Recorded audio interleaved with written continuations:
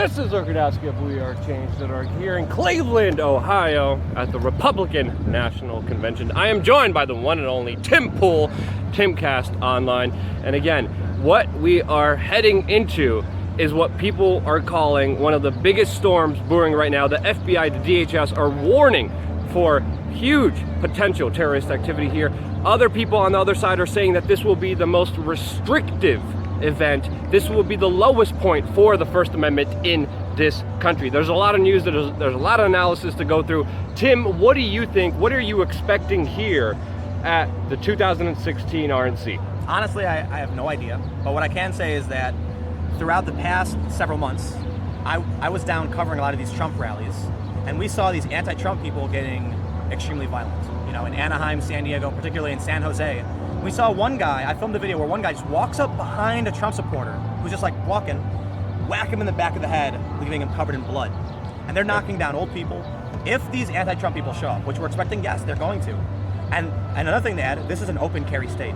So if these Trump supporters show up with armed, right, and they're not going to take any crap from these protesters, you've got potential. You've got a powder keg for some extremely dangerous circumstances. Yeah. It's not only Trump supporters who are saying that they're going to come out with their weapons since this is an open carry state.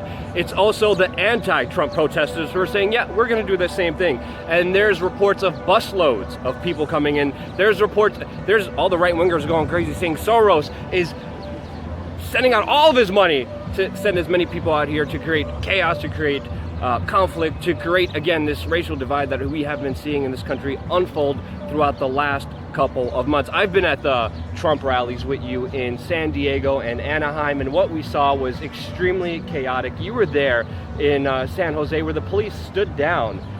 In San Diego, we saw police officers just ultimately rush a crowd and put the two pinning sides against each other, and they were left to their own will, and they were just beating the crap out of each other, throwing bottles at each other. And this now will be the largest Trump rally that he has ever had in an open carry state. And again, the security here, the RNC didn't start yet. It's already really tight down here. We're gonna have a hard point, we're gonna have a soft point. There's zones here where the First Amendment does not apply. The soft zone is where the protest will be allowed to take place, but also they are under permitted orders by the government, and the ACLU has been suing the government here because they have been very difficult to work with allowing free speech to thrive. So it will unfold very dramatically, but also it could also not unfold in any way, and there could be nothing like you saw here yesterday. Yeah, but here's the thing. Trump and Hillary are both historically hated candidates. These candidates are the most hated we've ever had.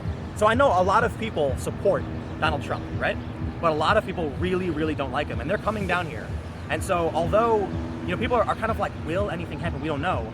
But we've seen escalating violence to the point of where this is semi-unrelated, but these Black Lives Matter protests, we had a sniper shooting at cops. Like, the anger over the political climate in this country is just beyond imagination. Yeah. What could happen here is truly terrifying. We just don't know. Yeah, it's on the world stage, and as we saw in Dallas, as we saw in Nice, anything could happen at any moment, and the government here is not going to play this lightly in any way. And you could see the full force that's going to unfold here, as well as the busloads of people that are going to come here. Some people are estimating 50,000 people are going to be here for Cleveland. Don't forget, the police have been actively going to activists' houses across the country for people who are saying they're going to come down and protest. They've even gone to houses of people who have protested in the past and are not even talking about protesting now. They're taking this very, very seriously. This is going to be interesting. We're going to be here live on the ground covering it for you. Tim is going to be on Timcast, on Snapchat, on his Facebook, on Twitter. Everything's going to be on my Twitter account, Snapchat as well, Facebook page, all under Luke WeAreChange. We also have some new technology that we're going to be playing around here with 360-degree cameras. We're going to do our best to give you the news unfiltered, uncensored, and independent. This is Luke Rudkowski here reporting for you in Cleveland at the RNC. Subscribe. Kind of fucked that last part up, but